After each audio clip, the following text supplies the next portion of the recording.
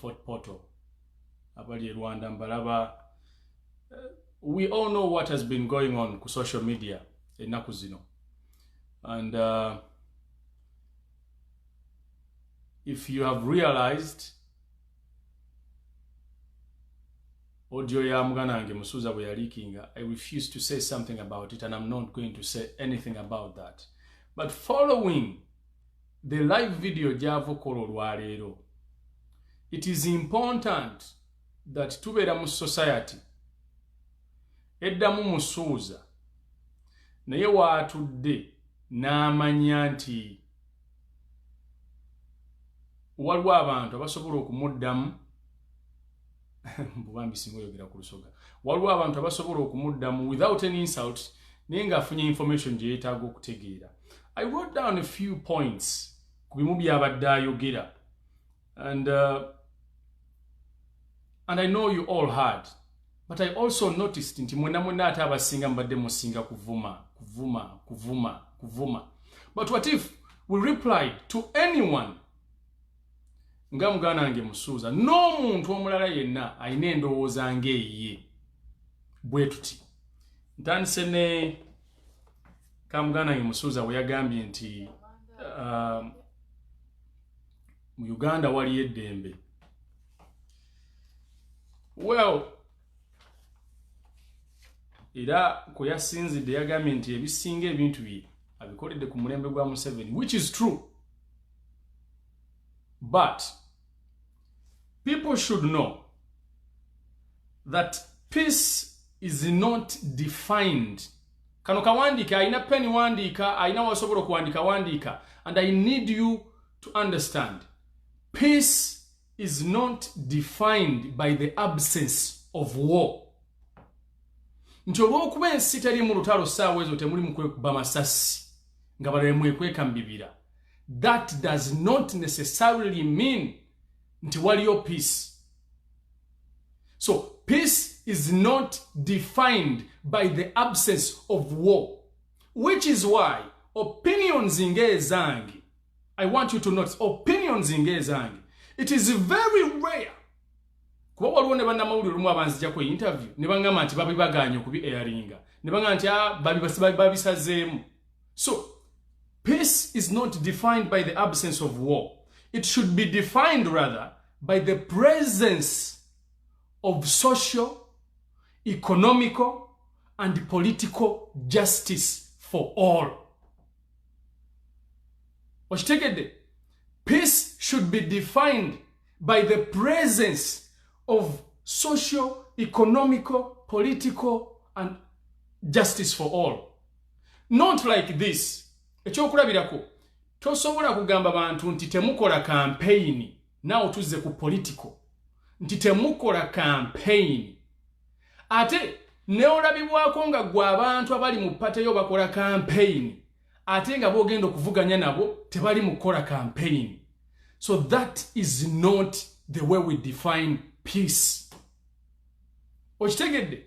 Tu, olw'okuba nti gw'omuntu omu osobodde okwetuusaako by'oyagala nga Katonda akusaasidde n'okubikibwako akasubi, it does not necessarily mean that the money you have in your account is a representation of the money that other Ugandans have in their accounts.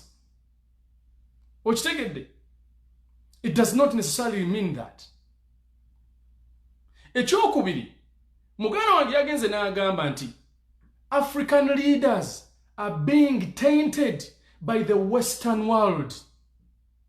Nti ensi zino eza Bulaaya, they are tainting ziri mu kutaintinga ba African leaders. You see, Queen Elizabeth, President Obama, President Trump, oba France, they are not the ones who told President Museveni okujjawo term limit. So when we come out and say that term limit, President Museveni ajijewo, it makes him a dictator, that is us not tainting him. That is us stating a fact. Okitegedde? When bw'otuuka mu kiseera ng'omukulembeze w'eggwanga alaba nti emyaka gy'alina tegimuyisaawo n'aggyawo age limit, and we say that he is scrapping off the age limit for his own benefit to stand again. That is not us tainting an African leader. That is us stating a fact. Okitegera? Like, omuntu bw'avaayo n'agamba nti abakulembeze abantu ensi zino eza Bulaaya zibaleetako ekifaananyi ekibi. Era mulekerawo okuwuliriza ensi za Bulaaya. Teri nsi ya Bulaaya kantidde mu Uganda yagamba President Museveni nti jjawo term limit.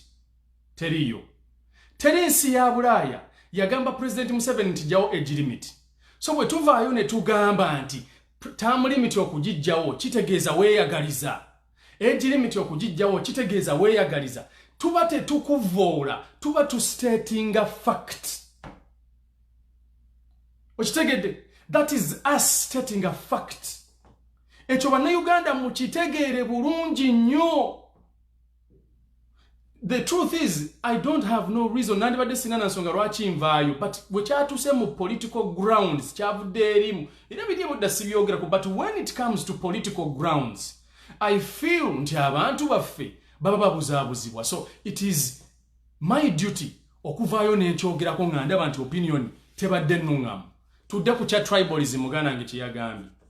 Because President Museveni recently said nti every time akalulu bwe kali okutuuka nti gaba opposition baleeta tribalism. Abaffe e Uganda kituufu waliyo tribalism. Nakola video number eri pinned on my page ngeyogera ku tribalism, but kambabbireko.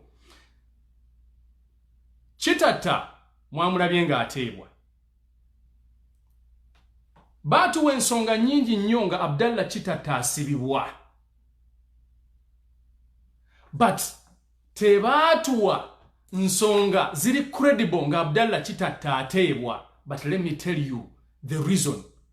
In my opinion, because we have been demanding for the arrest of Kale Kayihura eyakolagananga ne Chitata okusibwa ng'ate Chitata baamusiba.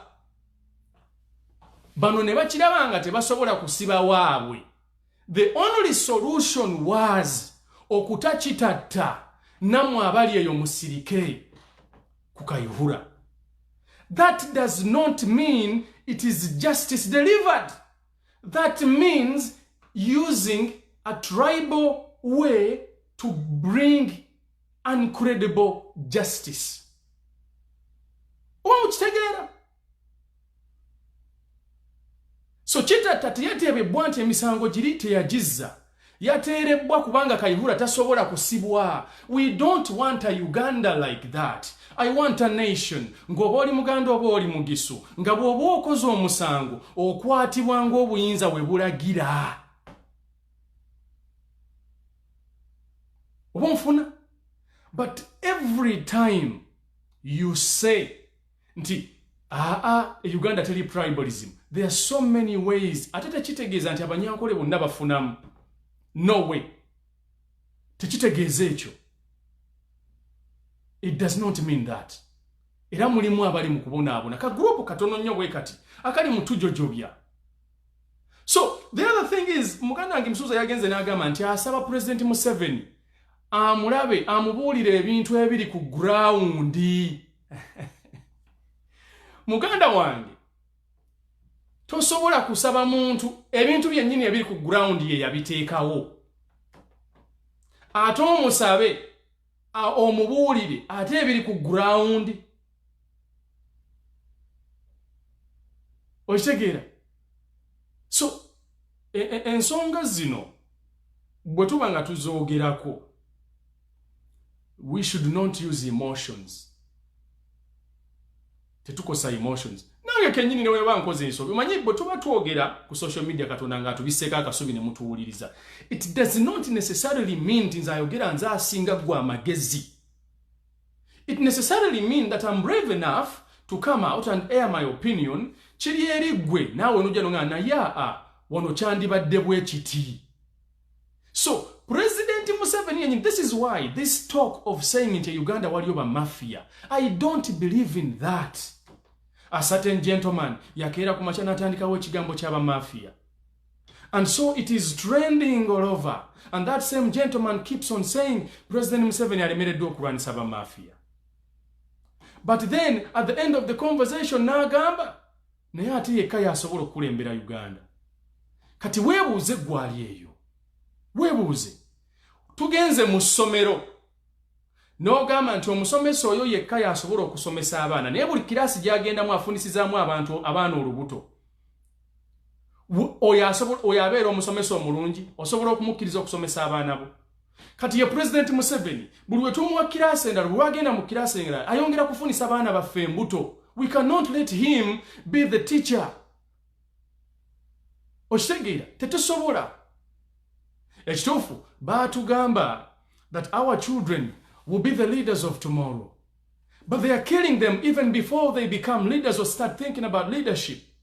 Tubeera tutya mu ggwanga nga 70% of Uganda's population eri mu myaka eri at least 30, 40 awo. Let me see. Naye nga tulina vice president eyazzeemu okwesimba wali 70 and above.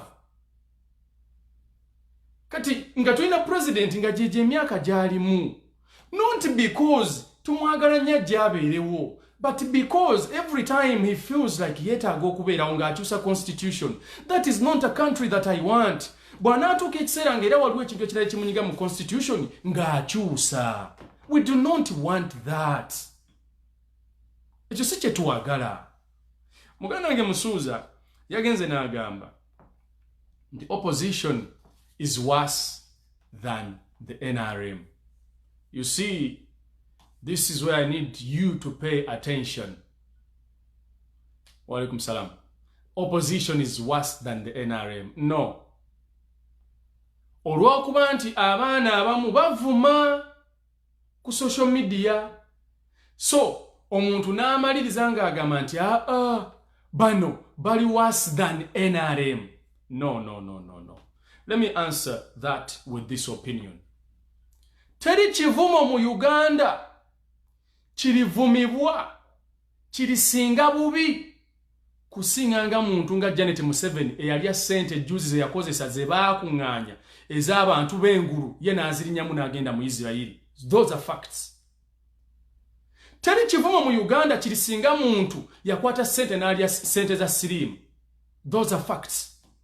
Teri kivumo mu Uganda kinaasinga Jimu Muhwezi sente ze yabba. Those are facts.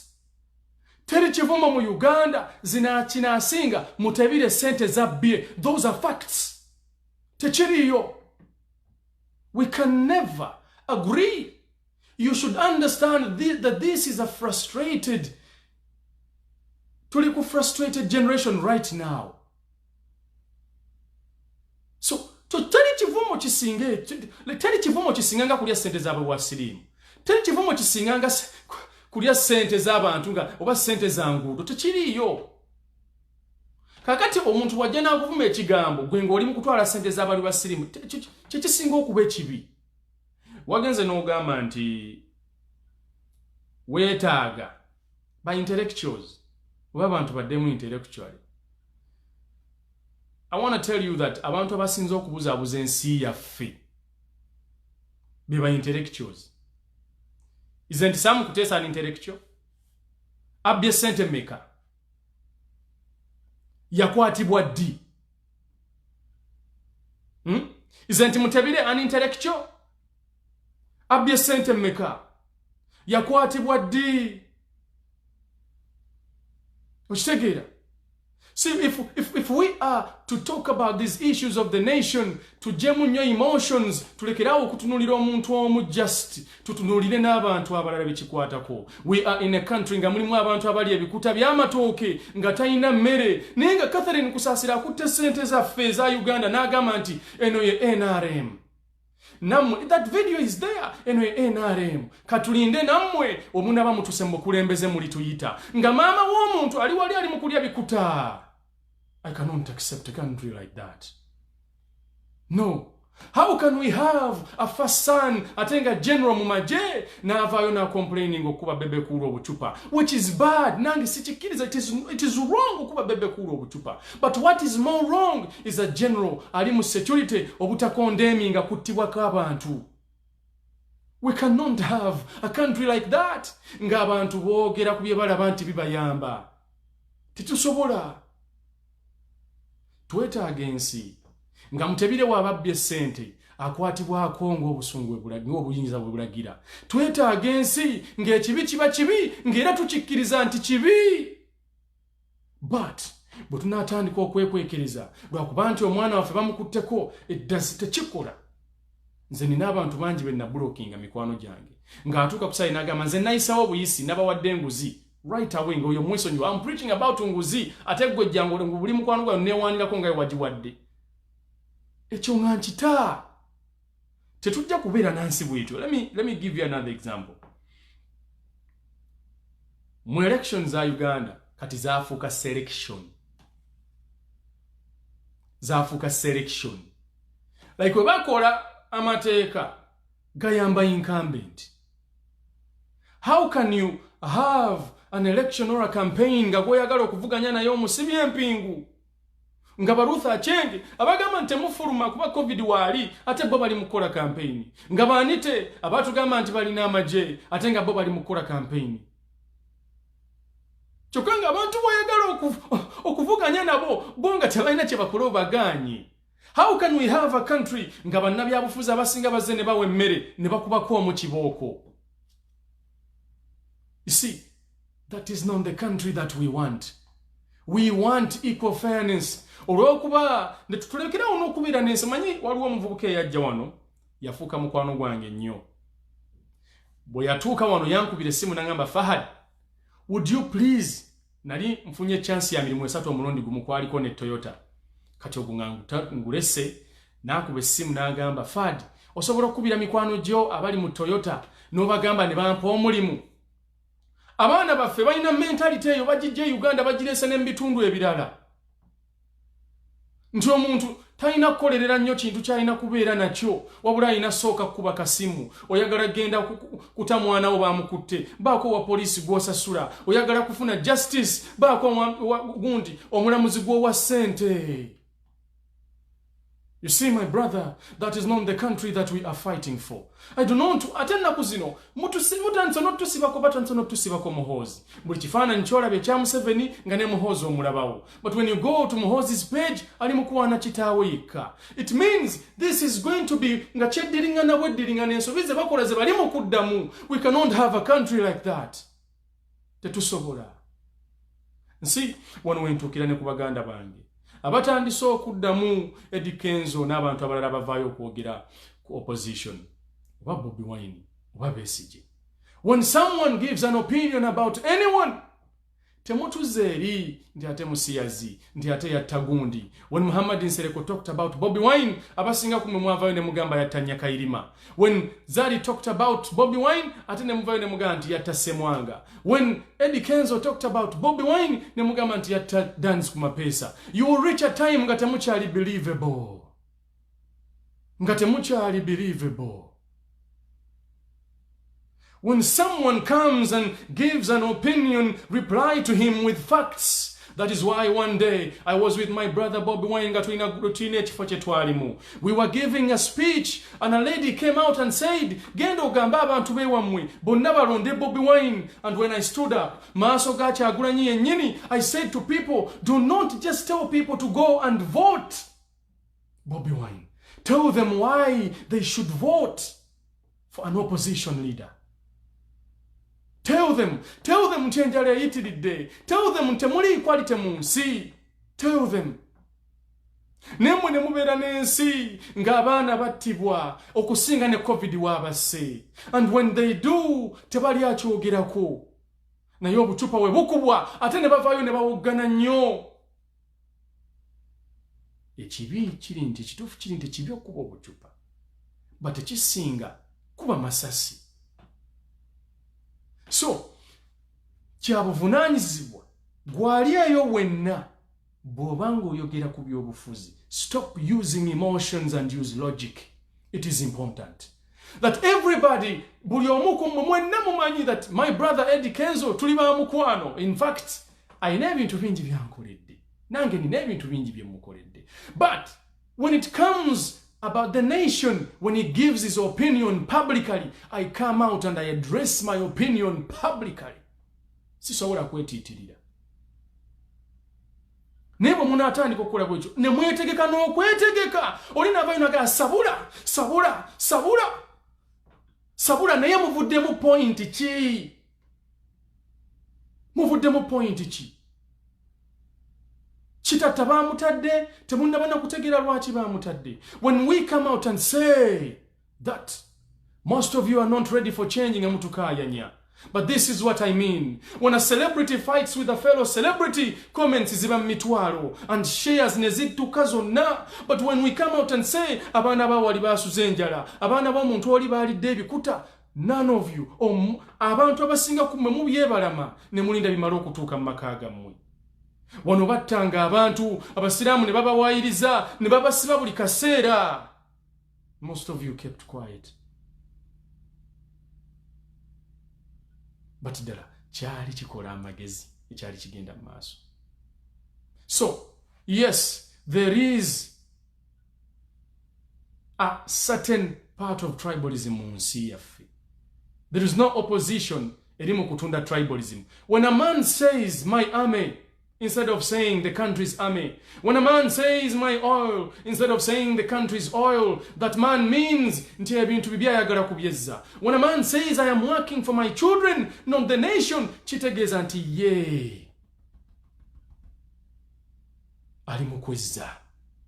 We can't have a country like that. No way. These are things ebiri buli wamu. These are facts. Janet Museveni yakwata sente na ezayina okubeera z'abantu b'engulu okubalabirira, yazirinya mu Isirayiri emirundi egisukka mwena. Sisobola kugamba nti yazitoola, yazibba. Mutebire yakwata sente n'azibba mu banka, sente ziwulangana. I cannot sente yazitoola. What is bagenda? Bagenda ali luddawa? Bagenda aliwa? See, this is what I want. Ekituufu kibe kituufu. Njagala nnyo amaanyi omuntu g'akozesanga agamba nti ab'opposition bavuma. Ge maanyi gennyini g'oba okozesa okuvaayo okwogera ku impunity eri mu ggwanga. Ge maanyi gennyini. Once someone says nti bavuma, yes, use that same energy okugamba nti bano batta abantu. Mu butuufu nze saagala police, kawulire, saagala police nti eyangu akuvaayo tukakasembu ekola. I would rather have a police erwawo okwogera nevayo ne facts. Naye omusajja enanga kati yakyasi n'ekirabo kya Guinness World Records okyokulimba agenda kifuna. And we don't talk about that. When we talk about that, nga bagamba tuli ba enemy ba government. Enanga yagamba nga bassa omwana Tegu nti bamusanze ali mu ngoye. Sibanya bamusanze tali mu ngoye. When the video came out, Tegu yali mu ngoye. Kukutibwa kwa Sebulime baamala okumukwata ne bamusiba ku mpingu. Omusajja n'amukuba essasi ng'ensi yonna eraba. But the man said, police officer said, nti waliwo eyamugamba order from above. But what a certain gentleman said ng'agenze ku TV, nti bamafia be baaleetedde okutta omuntu oyo. Abaffe bw'obeera ng'oli mukulembeza wa ggwanga ng'oyagalira ddala okumanya omuntu oyo eyatta Sebulime eyagamba bamutte. Okola ki? Lwaki oba tobuuza that who gave the order to shoot Sebulime?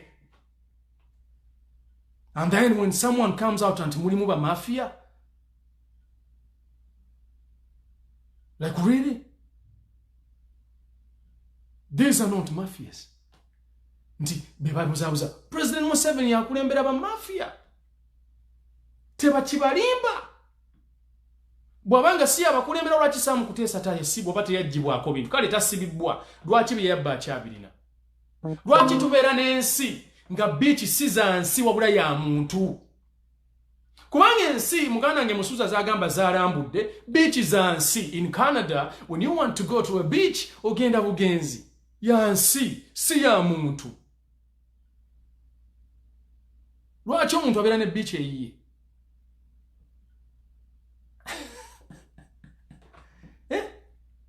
Omuntu alina kubeera ekintu ebiruwa ebintu nga birina kusigala nga byansi. Lwaki airport etandika okubeera nga nti oba baagigula oba tebaagigula? Lwaki tubeera mwoyo katemba? So mbakuutira nga nange neekuutira nga maliriza olwaleero, kubanga mubimanyi ebyange si byakulwawo, nti buli woba nga oddamu omuntu yenna ng'ayogedde ku muntu wo gw'oyagala opposition, tomuddamu ng'ovuma, muddemu with facts, kubanga abaagamba nti mwe muwoggana buwogganyi. Omwana wuli agambye ne South Africa beach za ggwanga. Never to be an chili. And you see, an opposition leader right now, Bobi Wine, in a beach. But I'm saying it live that he shouldn't. Beach is in a kuba zagwanga.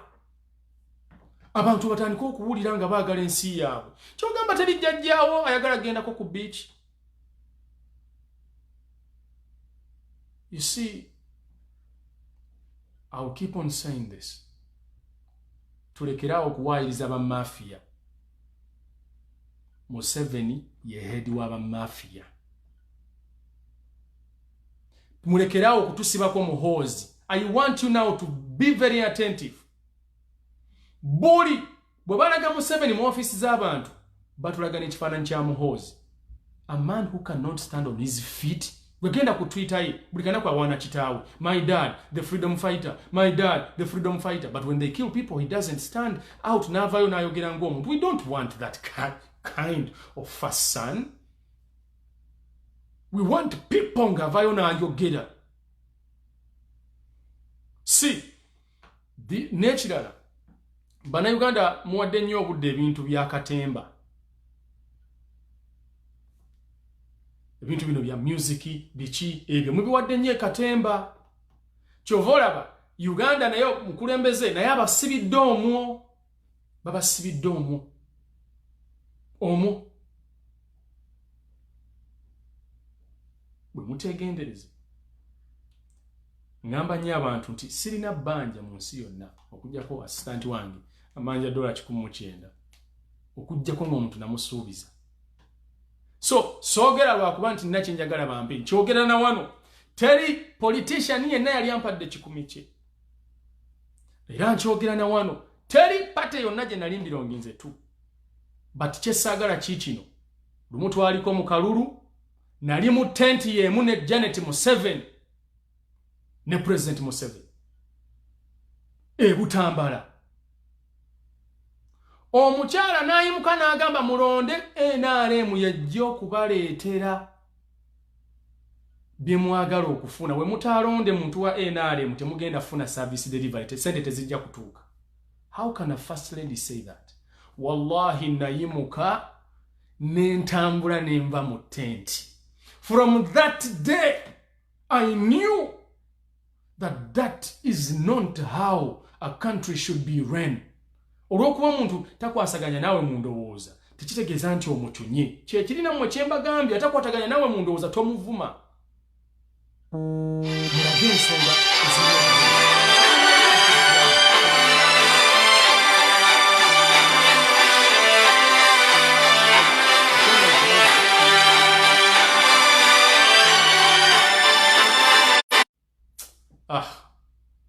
ndoza mulaba mulimu abantu abalina amaalo alaba oli mu kuwogira ate n'akuba kankuyita ow'amaalo because it doesn't make sense. Olaba njogera n'akwata nti essimu yo.